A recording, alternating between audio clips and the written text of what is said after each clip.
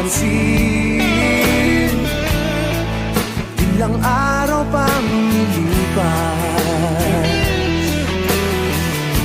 nakatangat sa harapan ng salamin, naghihintay ng bawat bukas.